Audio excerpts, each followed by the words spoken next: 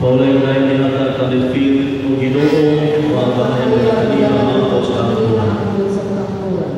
Delphine, sugatong kanta sa mga puro sa mga anghel, may utang pahulay nga dayon, dito din si Lazaro, dili na kabos. Ang Ginoo manaa kaninyo.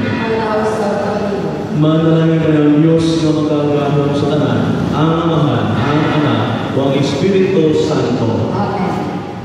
Tapos na ang misa atong daton sa gihapon ang kalinaw o ang uma o kaayo sa Dios. Salamat. Salamat kaninyong tanan o condolence nila sa pinga ni Delphine. Mayong Buddha.